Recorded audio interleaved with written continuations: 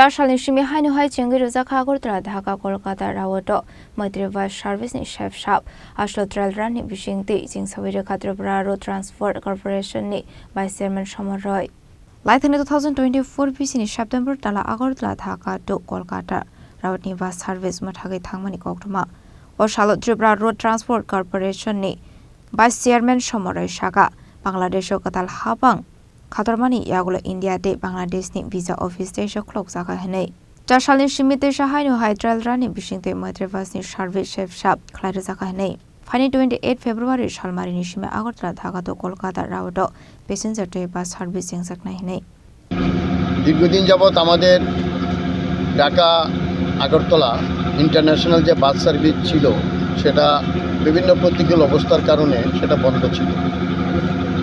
এর মধ্যে বাংলাদেশের সংসদ নির্বাচন ইতিমধ্যে শেষ হয়েছে তাও জানেন। ইতিমধ্যে আমাদের যিনি মৈত্রী বাসের অপারেটর বিশেষ করে মহাদেব দাস সহ অন্যান্য অফিসাররা আজকে আগরতলায় এসেছেন এবং তারা এই 2-4 দিন আমাদের international bus service Dhaka Agartala তারা ট্রায়াল করবেন। আপ টু 27 তারিখ অবধি ট্রায়াল করার তারা সিদ্ধান্ত নিয়েছেন।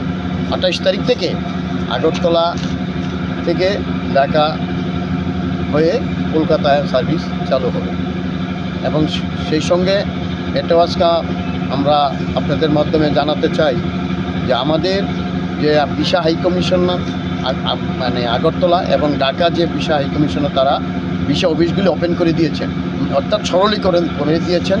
ভিসা পাওয়ার ক্ষেত্রে আর কোনো প্রতিকূল অবস্থা থাকবে না। এই আমরা যারা যাত্রী সাধারণের কাছে অনুরোধ রাখবো যদি ওনারা আমাদের আগরতলা থেকে ঢাকা যেতে চান বা কলকাতা ভায়া যেতে চান সেখানে আমাদের এখান থেকে 28 তারিখ থেকে টিকিট ওপেন হবে, সেক্ষেত্রে আর কোনো রকম প্রতিকূল অবস্থা থাকবে না। রাজকর আগলিনি সিমি প্রণামনি কক্তম চিনি খরাং।